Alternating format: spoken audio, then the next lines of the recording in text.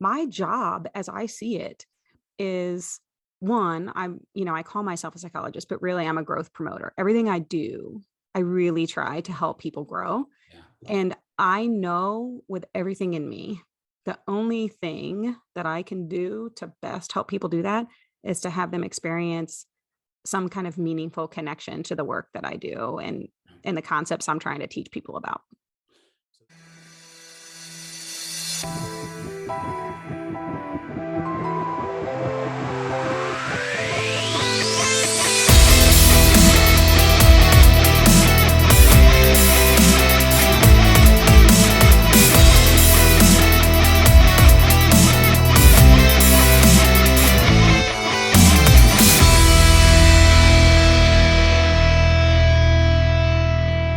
Hello, and welcome to the Growth and Thriving podcast, where we celebrate those who have overcome great adversity and examine the tools and techniques by which people grow and create lives that feel like thriving.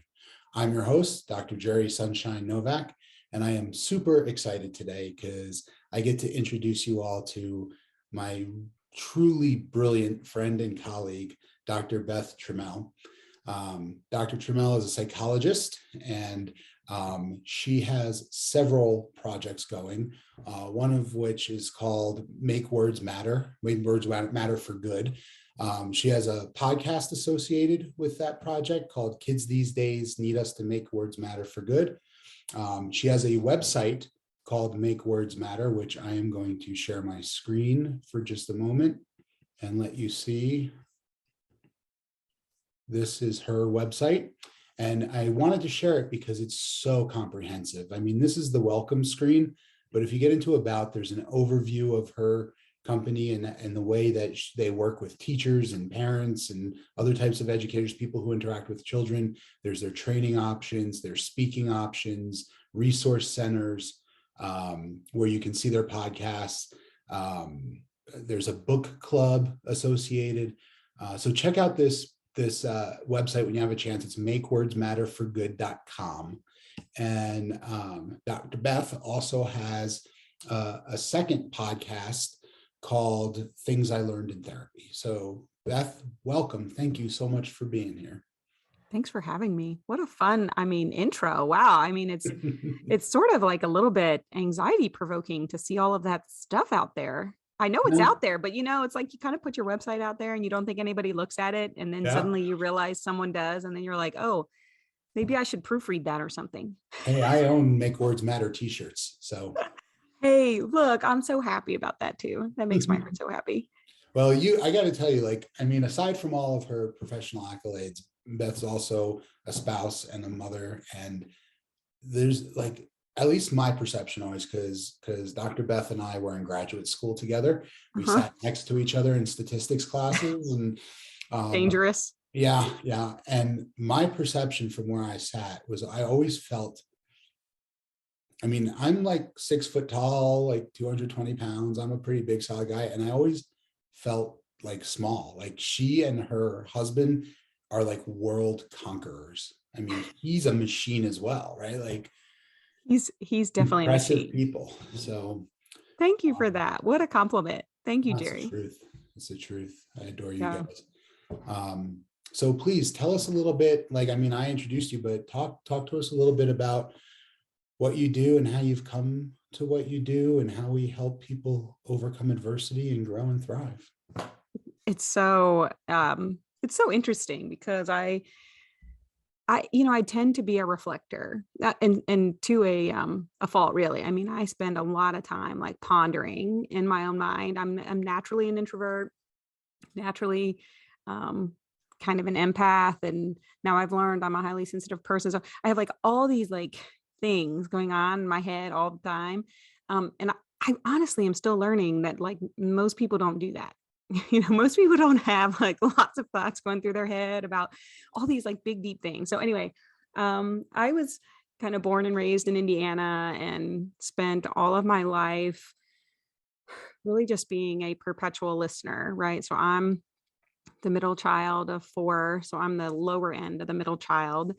And so I just know I was just always sort of this person who preferred to just watch and analyze. And now it's kind of an occupational hazard. I try not to do that, but it's just really hard to turn it off. But yeah, I got all of my degrees. I actually started in architecture. So my undergraduate degrees in architecture, I have a minor in Spanish, and yeah, realized I needed to do more people focused things.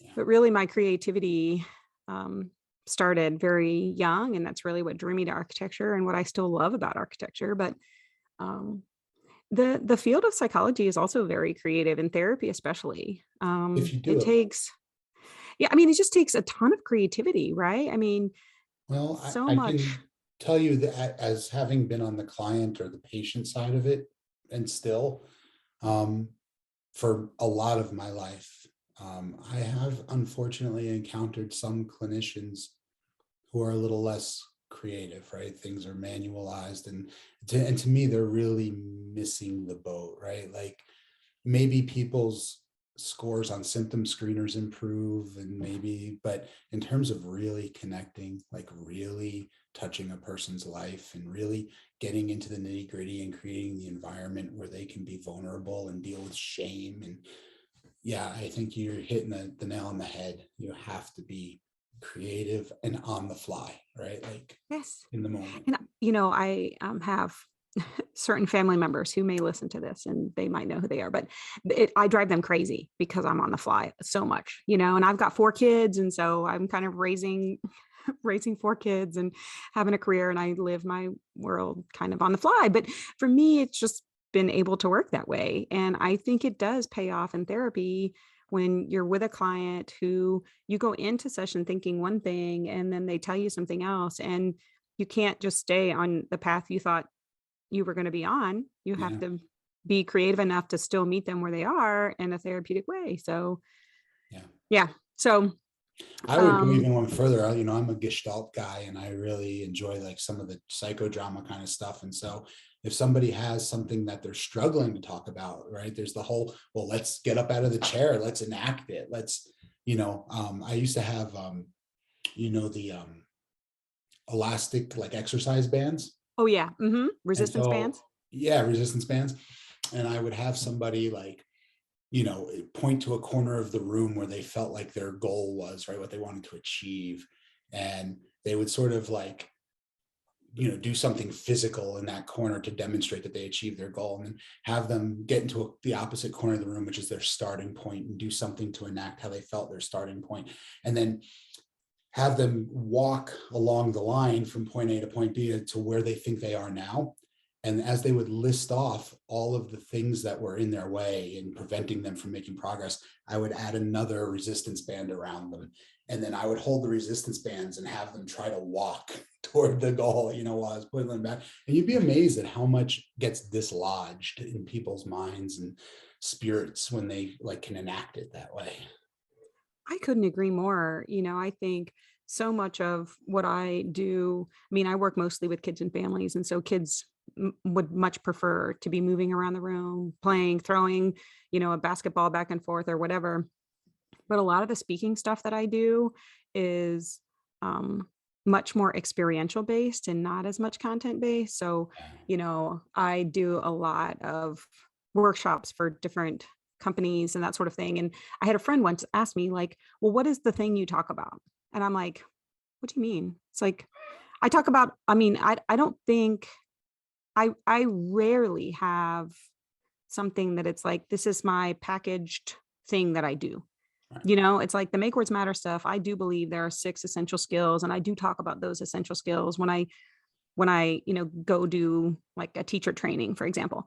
But it's never the same. I mean, even if I do 2 trainings for 2 sets of staff back to back, 1 hour, half the staff, the other hour, the next staff, it's not the same training, because for me, it's it's not just here's the content. It's how can I get you to experience this content in a way that you're going to walk away remembering it and learning and growing from it, not just, oh, I went to this training and I learned this fact. Right. The thought that occurred to me when you said like a prepackaged kind of thing is what went through my head immediately is it's all content and no process. right? I feel that way about manualized treatment too. In psychotherapy, it's all content and no process. And, I know you did grad school in the educational psych department, right? Yep. Hmm. Learning occurs through elaboration. If you can't elaborate on it, if it's just content, you don't absorb it, right? Like you don't digest it. Well, and even if we take it all the way back just to memory, Yeah. right? Like I can't even get you to remember it if you don't make any kind of deep connection with it. You know what Right. I'm saying? So Right. like I teach college students too, graduate students and undergrads, and I'm even there just at the basic, like just remember this stuff for me, Yeah. And if they don't have some sort of meaningful connection to it, we just know in psychology they're not going to remember it. And so my job as I see it is one, I call myself a psychologist, but really I'm a growth promoter. Everything I do, I really try to help people grow. Yeah. Love it. And I know with everything in me, the only thing that I can do to best help people do that is to have them experience some kind of meaningful connection to the work that I do and the concepts I'm trying to teach people about. So this sounds really like apropos for people who have had trauma or like great adversity, because very often there's this what I would call, I mean, I guess my judgment, if I'm owning it, it's my judgment, is that there's certain approaches to therapy that I would consider less sophisticated, Yeah. where it's like, oh well, just if you just change, like you went through this terrible thing, but if you just change your thoughts about it, right, like if you just tell yourself different things about it, you'll feel better about it.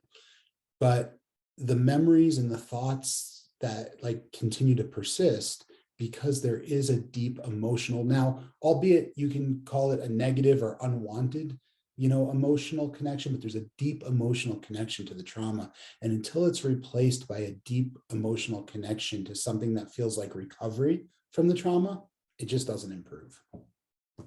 No, and I think learning new behaviors or learning, thought stopping techniques may be parts of that, Sure. right? Yeah, It may be an absolutely. immediate relief thing, Yeah. right? To where it's like, oh, okay, this weekend I know I'm going to have this triggering event coming up, and so I need like an additional tool, but to your Sure. point, it's if we don't kind of rewrite that narrative Yeah. through a deeply emotionally healing uh, Yeah. experience. Yeah. Right. I have a garage full of tools. You wouldn't want me to build you a house, right? Yes. Like I don't have the skill set. I have the So tools. good. Yeah, it's so true. It's so true. And, I talk about tools a lot too. It's like one of our favorite metaphors as therapists or psychologists, right? It's like we've got to come up with tools, or I think it's just my aversion to the word coping skills. Just really makes me want to barf, Jerry. I mean, Right. I'm like, oh yeah, let's just learn you some coping skills. It's like, I know what you mean by that, but it's up there with self-care. But anyway, I talk Oh, about tools, yeah. right? Well, Sorry. and yeah, I mean, for me, like the bastardization comes in because I'm like, we're often using those terms, talking to people who have actually been coping with things way worse than I've had to, like things that I probably wouldn't have the same grace they do coping with them, right? And I'm talking to them about coping skills. It I mean, it feels very barfy to me. I don't condescending. know. Yeah, I barfy is don't a good know. word. Yeah. Yeah. But, I think the other thing I talk about when I talk with folks about tools is you know, you don't ever walk to someone's garage, for example, or their toolbox or whatever, and oh, they've tried this tool and it didn't work. So I better just put that tool in the dumpster. Right. Like, no, just put that tool back. It just may not be the right job or the right time for that tool, but your job is not to, get rid of all the tools that don't work in this moment. It's your job is to continue to gather the tools you need. We just laid a floor in one of those like vinyl Mhm. floors, ripped up some carpet, and um, as I have gotten older and I have relied less and less on my dad to do all of the things for me. Although I do still call him like, Dad, this thing is happening in the bathroom. Can you just help me? God love him. Okay. So It's your own we private YouTube. I oh, yeah, exactly. I mean, he's an engineer. He's just like filled with knowledge because he watches a lot of YouTube. Right. But so we decided we're gonna lay this floor, right? And the box says you need these tools. And of course we ignore it because we think, well, we've got some tools in the garage. And then you realize, oh, over time, you continue to gather more and more tools, and then the job gets easier. And so I think as a therapist, I think part of the job is helping folks find what are the tools I need? Yeah. And then how do I use those tools? And But there's then some to that your use more than point, others, right? Like, some more than others, some are more effective right away. Some take a little longer, right? You can use like a handsaw to cut yeah. things. Sometimes you really just need the miter saw. But I think the other thing that we're saying here is tools aren't the only, it's not it, right? Like you can't just come and just keep getting tools, because the real power is also in the experience with the therapist that helps healing and growth. Yeah. Yeah. Yeah. Yeah. My metaphor for tools is that, just to share, because you were talking about you don't throw it out if it didn't work. I usually say, a hammer is a wonderful tool if you need to put in a nail. If you need to change a light bulb, like maybe not so much. It's not going to work. It's not even close to the same. Right, right.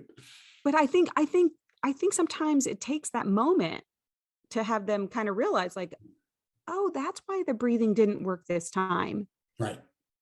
Oh, that's why I didn't feel better when I was doing all the things you told me to do. I still didn't feel better. Yeah. Yeah. It's not that you're crazy or stupid or you're all the way back at the beginning. Right. It's like, okay, we gotta just process through that a little bit more. Right. And if you've ever if you've ever taken a shop class, just to beat this metaphor to death, right? Like if you've ever taken a shop class like that, everybody's using the same tools and the same materials. And there's a big range of variability in how artistically one person makes their birdhouse to the next, right? And so, like, to me, if somebody's coming into therapy, and whether they're paying out of pocket or insurance doesn't matter, if I'm charging them, $200 a session or $250 a session, and I'm just telling them things that they can look up online or get out of books for $14.99, I'm wasting everyone's time, right? If they come to me, if we're discussing tools, then I should be at the level where I'm helping them use those tools with some artistry and some mastery, right? Not just discussing what the tools are. Yeah. No. Yeah. I mean, absolutely. I couldn't agree more. Yeah. I mean, if they can read it in a book or find it on TikTok, Right. they don't need us. That's not the value of the therapy. That's absolutely true. Yeah. Yep. Yeah. So I'm curious as to a little bit of I don't know, you've got this huge sort of growing empire, right? With a website and 2 podcasts and a practice, right? And speaking engagements and t-shirts and sweatshirts. I'm a mess, Jerry. I really am. I mean, so this is how it goes, right? So I probably have a little bit of ADHD too. And I have lots of interests and I love lots of things. In fact, if you ask me a favorite thing, I kind of have commitment issues about narrowing in on one specific thing, because I love so many things. Yeah. It's I don't know, what's your favorite restaurant? I don't know. Yeah. It's it depends on the day. It may be one today and something different tomorrow. So I started doing mostly therapy with kids and families, right? I worked in residential treatment and then I worked in school-based programs, and I continued to see holes and services. And so since I love so many things, I started trying to fill those gaps. It was okay, I'm finding that parents need a lot of support. And so I started doing parenting classes, and I was doing parenting classes for a while. And then it was really hard to get people to come. It's really challenging to first admit that your kid has a problem, much less sign up on a Tuesday at 6:00 in the evening and want to show up for a 3-session parenting class. And so usually that requires admitting that your kid has a problem because of a shortcoming with your parenting approach. Absolutely. And so I knew the content that I had would be helpful because I'd seen it in my therapy room over and over. I had been practicing for 10 or 12 years to that point, and the classes that I was teaching were just the group version of the thing I was doing over and over and over. It was like, I've got to be able to help more people. And so as I realized it was hard to get folks to kind of commit to do that, and I understood that, then I wrote a book. And so I took my class and the workshop, that 3-session workshop that I would do, and I recorded. I had a videographer come and record me doing this class. And now I have 7 videos of me teaching these 6 skills that I think are critical to any adult who's around any kind of child to build connection. And then I still have that book, right? It's still available. And Go I ahead think and share it with the name of the well, book. And that's find part of it. the good and the bad. I mean, it's called Make Words Matter. And then there's a ginormous subtitle that I always have to kind of look. So Make Words Matter. This is the problem. Here it is. Make Words Matter, straightforward, logical parenting to take your kid from frustrating to connecting and listening. That's what it is. Where can people find your book? It's like psychologists have enormous subtitles. So people can find it on my website. It's on Amazon, but it's $25 and you get 7 videos of me teaching the content. So I thought, okay, this is as comprehensive as I can get in a $25 book for folks to read and really kind of process. There's lots of like reflection prompts, and you got to like kind of think about things. Anyway, so the next step for me was realizing that people don't read as much as I read. And it can be hard to commit to that. And I'm a parent of 4, right? So I can totally get behind, some folks just, maybe it's hard for them to read like that.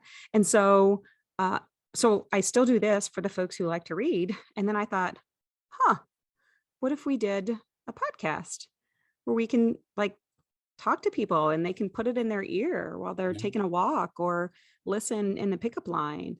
And so I took a lot of the stuff that I usually teach and I put it in a podcast. And that's sort of the, again, like I am always looking for how can I best help people grow? And I just want to try to meet as many people where they are as I can, knowing that not everybody learns the same way and not everybody gets help the same way. That's actually a big chunk of the reason why I don't do therapy anymore. I think there's great value in therapy, and I think people who need it should go and should shop around and find the right therapist for them. That's incredibly powerful. But I was personally frustrated with this sort of one person at a time for an hour at a time approach and fighting with insurance companies to bring people just back to baseline, right? Not even to thriving, just a remission in symptoms. And I, like you, like my passion, I have lots of things I love, but all of them have, or most of them anyway, most of them have a common theme, which is wanting people like, yeah, the remission of symptoms is great. If you're suffering, I definitely don't want you to be suffering anymore. But really, I want everyone to be thriving. Yeah. And I think like you, I think what I love about your background, that I don't have a similar background, but I think our hearts are in the same place, that it's like, we can't just address this specific part of a person because we're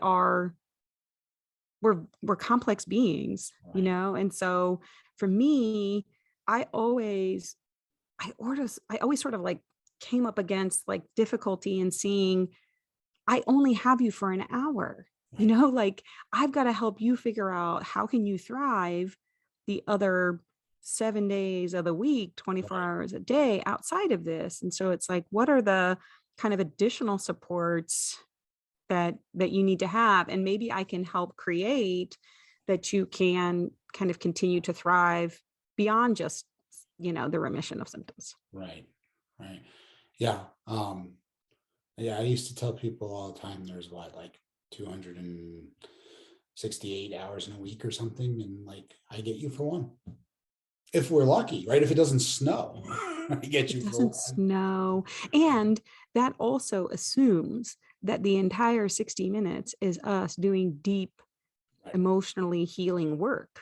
Right. Not really. And, Right. so really we're like, Yeah. Yeah. yeah. So what other physical supports are you doing? Right. How much other, like, how are you taking care of your physical health? Are you working out? Are you doing yoga? Are you doing things that are going to be, strengthening your physical health? And what about your social health? How are you strengthening your social relationships? And it's like your occupational health. How are you? For me, it was always like, this is such a small chunk. Yeah. Yeah. It's And I not want to, sustainable. right. And I don't know, I don't want to speak for you, Beth, but I want to be clear from my standpoint, because I feel like we are sort of at risk of giving mixed messages, right? Because on the one hand, we think Yep. he's great and valuable and wonderful. And on the other hand, here's a gazillion problems with it. Yeah. And so what I'm railing against in my mind and in my gut and in my soul is not so much therapy. What I'm railing against are the systems that govern therapy, right? The sort of managed care. And I understand like the business side of things and that needs to run, but the system is okay for some people, but it's not what everyone needs. And the inability to manipulate it or adjust it or change it based on people's needs is what I react badly to. Yeah. It's great. I couldn't agree more, and I'm glad that you're pulling us back to this because I think both of us would never say a bad thing about someone going and getting therapy, Yeah. individual therapy, couples therapy. I mean, I did individual and family therapy for decades, Yeah. and would still say I would refer people to therapy over and over because it can be Yeah. the path to wellness. I had a therapy appointment this morning from 9 to 10. I was the client, right? Like I go. So, it's there's absolute value in it. There's just there are just things in the system that I didn't, I think part of making a meaningful life, at least for me, I don't want to speak for you, but I think we're like-minded in this, I suspect. Part of making a meaningful life for me is I need to, my priority number one is helping people. I think it's just the most important thing you can do on planet Earth, right? Yep. There are other things that are probably equally as important, like cleaning up the environment, taking care of animals, anything that leaves the planet a little better than you found it, right? Yep. And so for me, I have to find, there's lots of opportunities to do that, but I have to find the opportunities where I think I can have some impact. So when it comes to the systems that govern therapy, I could have gone into policy. I could have gone into the business side and worked with insurance companies and tried. I just couldn't imagine myself making impact there. I don't know how. I'm just not, that's not my mind and my energies. And so I hope that other people who are energetic do it. But for me, I got out of that environment and went into this coaching and thriving sort of approach. Yeah. And I think part of why, I think for both of us, there was always more need than qualified professionals to meet the need.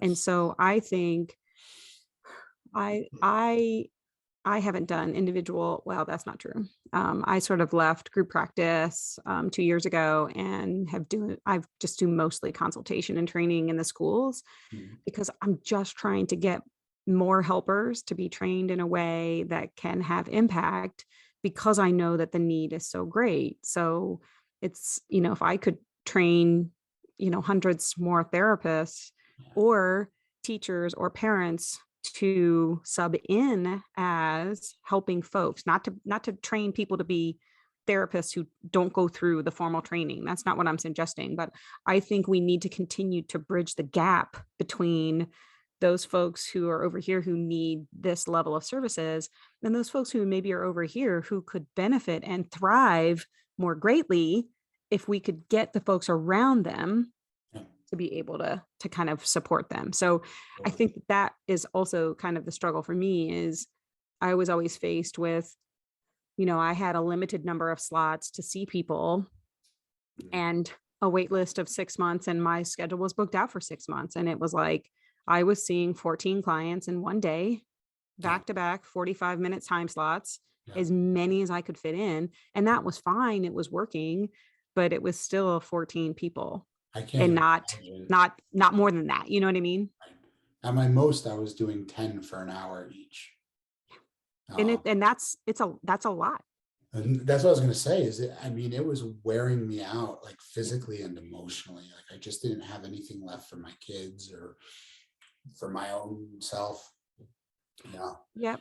It was a And challenge. I can't remember where I read this or who told me, but the one changing point for me, like you're kind of saying, someone sort of asked me, or I read somewhere, like, who gets the best version of me?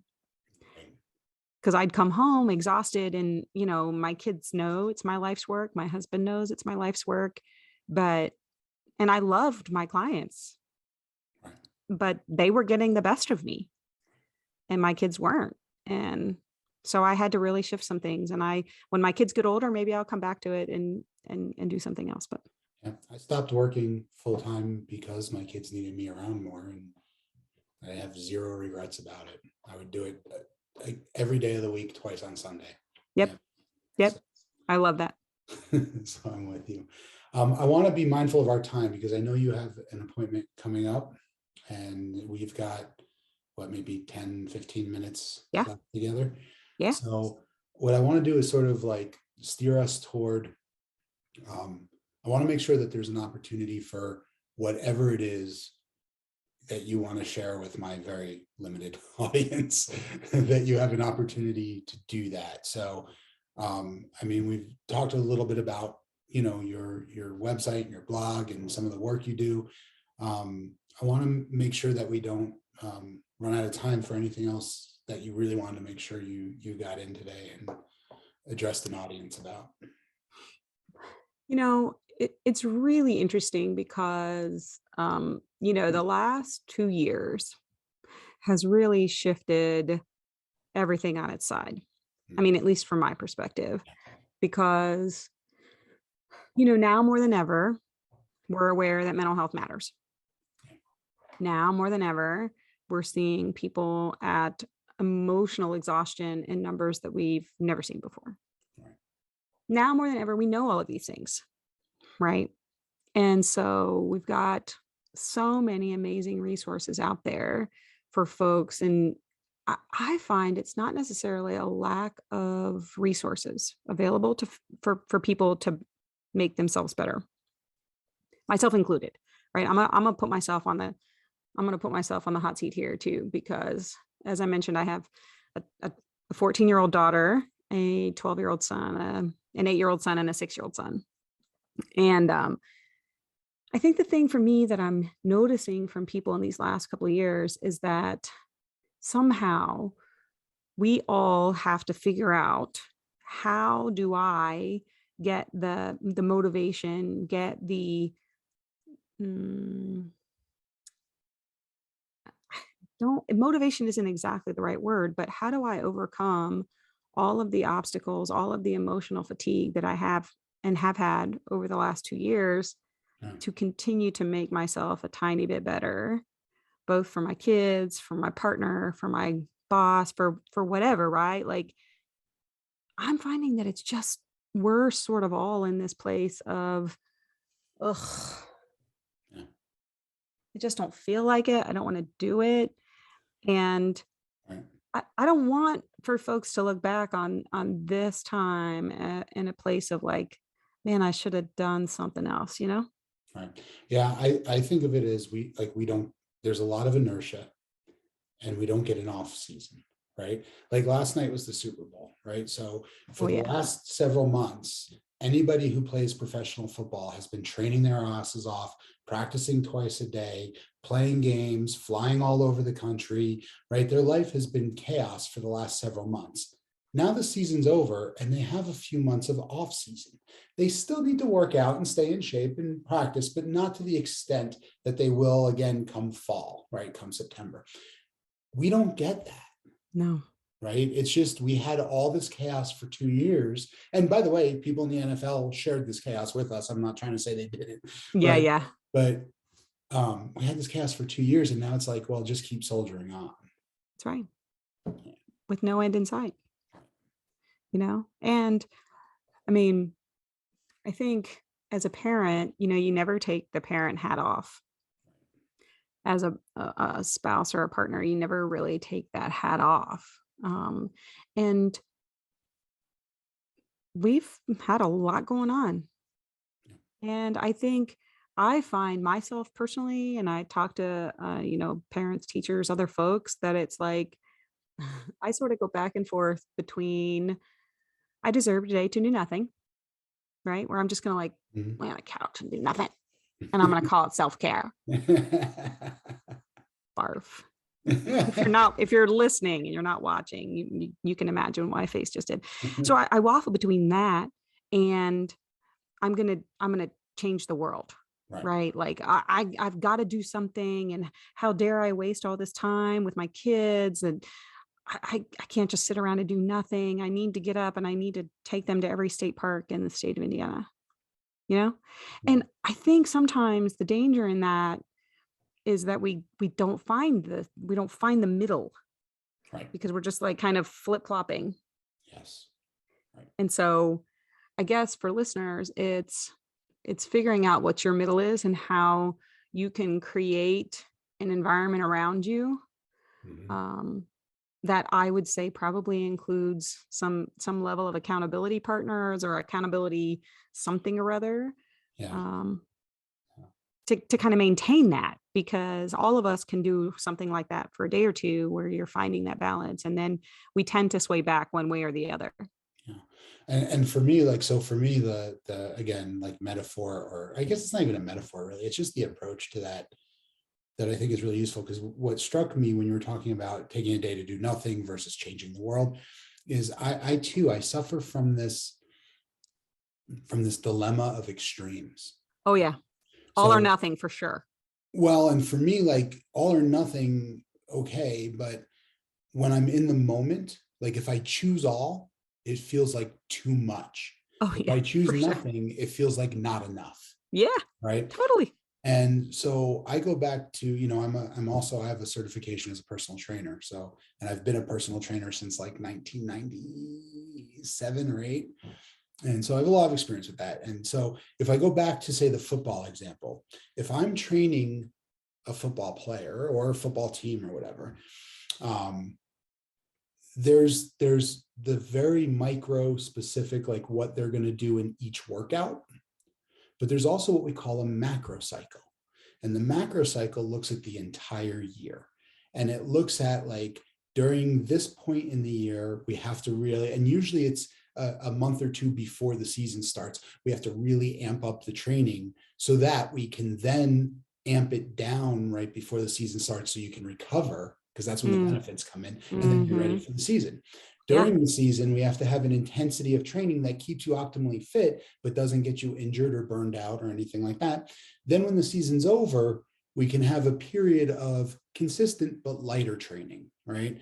And so I think I've failed at this over and over again. I'm not saying I have this down. I'm awful at it, but I suspect that there is a way to sort of micro cycle macro cycle what you're talking about, right? Like when can I lie on the couch and do nothing versus when do I need to be hectic and busy versus when am I family oriented, so that when I'm in the moment and I am lying on the couch doing nothing, I'm not guilt ridden because I'm not doing enough. It was actually built into the plan, right? And when I am hectic and crazy, I'm like, oh my God, this is brutal. I can look at the plan and be like, well, but it's only for 2 more weeks, right? Like, and like I said, I'm awful at it. I am not the example to follow, but I have this dilemma of either it's too much or it's not enough. And I think the middle ground might be in zooming out and looking at it over a bigger period of time. I think you're absolutely right, and I think people can probably appreciate hearing two psychologists being like, "We both suck at that." I mean, it's exactly what I suck at too, you know? I watch these webinars which only create more havoc, but, you watch this webinar on creating your business plan for the whole year, and I'm like, "I don't even know what my business plan for tomorrow is. I I don't think know I'll what I'm having sell for more dinner tonight. sweatshirts." Yeah. Like, I mean, it's like, I don't know. It, so I hope Well, that people can yeah. hear in this, like two very highly trained people in a lot of different areas, right? We both have trainings in like 100 million areas or something. And we're still like, yeah, that part, that's still really hard. Yeah. Well, Oh, here's the irony of that statement, Beth. The irony is that if I was better at moderation, I probably wouldn't have a PhD. or I wouldn't be doing any of the things I do Right. if I was better at that. Yeah. So It's very true. there it So is. in some ways, but see, isn't that sort of the blessing and the curse, right? Because then you're like, yeah, well, I was created with this sort of like skill set, right? So like, should I just like waste the skill set that I know I have Right. to just like operate on like this weird level or something? I don't know. And I wish I knew the answer to that because I could argue both sides, right? I could argue that it's a real sin to waste it if you've got it. And I could also argue that it's okay to not always want to, even though you've got, right? If I was a gifted musician, does that mean that I have to sing every waking moment? Or can I take a break once in a while? Like, It was actually in grad school. My mantra was just because I can doesn't mean I should. right. Just because I can doesn't mean I should. And sometimes I still say that, like, because I want to help everyone. And so people will email me and I'm like, oh man, that kind of conflicts with a thing that Yeah. or oh, I've got this. And I tell myself, just because I can doesn't mean I should. Yeah, I got to tell you, like this podcast and the blog that I write are unsophisticated attempts at trying to sort of like maximize, like, so my and what's in my head is you and I spend about an hour on this conversation. I'm going to spend another hour maybe just editing it, putting in the music, the bumper music, whatever, and putting it out on YouTube and such. And hopefully with that 2 hours of effort, I'll reach 100 people, right, instead of two. And so, same thing with the blog. And so it's my attempt at trying to be a little more efficient so that I don't have to, like, so that it's okay for me to take a break because my reach has been expanded a little bit, hopefully, and in a way that's beneficial. Because expanded reach that's not beneficial is, I guess it could be entertainment, but why bother, I couldn't agree more. And maybe we'll make it 105. That would be amazing. You have to share it with 103 if we're going to get to 105. Hey, you know what? We can I'll share. watch it. My partner will watch it. That's The right. rest is on I you. mean, me and my parents, maybe. All right. Awesome. We're at 4 already. World conquerors. Yep. I think we've accomplished it today. I think we did it. I'm so grateful that you came on. I really, this has been a wonderful conversation. I feel like we had a really, truly wonderful conversation when I was on your podcast, which will be coming out soon. It's going to be, this week. Yeah. Yeah. And it's funny, like we graduate school, we go on with our lives. And I didn't realize until we sat down to record your podcast a week or two ago, how much I missed just like seeing you a couple times a week and being able to talk and laugh and and just have conversations with other kind of like-minded people that are just invigorating. Yeah. It's really good. So let's take the last couple of minutes here, tell people where they can find you, where they can reach out to you, where they can get your book, where they can hear your podcasts, plural, to more than one. Weird. And then I'll pimp out my social media stuff and we'll call it a wrap. Off we go. That sounds great. Okay. Yeah. Thanks. And thanks for inviting me. What a fun afternoon, really. Yeah. Okay. So you already talked about my website, makewordsmatterforgood.com. My 2 podcasts can be found on just about every place that you usually find a podcast. Links are on my website, though. My book, I sell sweatshirts and t-shirts, which just randomly, it's like, why not just have a cool shirt that like represents something cool? And honestly, the interesting thing about the shirts, so if you go on my website, you'll see they're just sort of like make words matter for good kind of sayings. And they're kind of inspirational. But what I find is that they really are behavior changing. I go to like my son's basketball games and I realize I'm wearing my shirt that says, make words matter for good and, speak life, speak truth, that kind of thing. And it's like, oh, I better not say what I think in my mind about that call by the referee. Anyway, I've They're super started doing, soft too. They're really good shirts. they really are. I mean, I found a guy who really pointed me in the direction of some really high quality stuff Yeah. that's, yeah, I just really love it. So I've started doing TikTok, which still kind of scares me, but trying to reach a younger kind of teenage audience. Again, trying to meet people where they are. And so I'm Dr. Beth Therapist on TikTok, and I do have Instagram and Facebook. So people can follow me on any of those places too. Right. And so it's Trammell, Trammell. That's right. Trammell. Yep. And so for my content, which I will be sharing some of Dr. Beth's podcast episodes on my social media. So hopefully that there'll be a little cross interest there. So I have 3 Facebook communities. I have a group called Growth and Thriving After Trauma. I have a group called Thriving Fathers, Parenting After Trauma, and a group called Leadership Skills for Survivors. This podcast, which I am so grateful for everyone who is watching or listening, I appreciate your time, and I know it's a valuable commodity, and I love that you choose to spend some of it listening to or watching what I put out. And so on YouTube, the channel is Growth and Thriving LLC on YouTube. The podcast is called the Growth and Thriving Podcast. The audio versions are available on Apple, on Google, and on Spotify.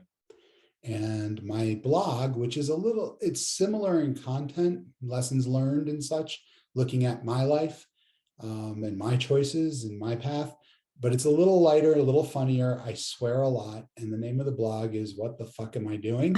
The website is whatthefkamidoing.com. So check that out if you like. And please, if you like any of this content at all, mine or Dr. Beth's, please share, subscribe, comment. It helps us out, and we want to reach as many people as we can. So Beth, thank you so much. And Thank you. For the moment, this is Dr. Jerry Sunshine Novak saying, keep growing until you're thriving.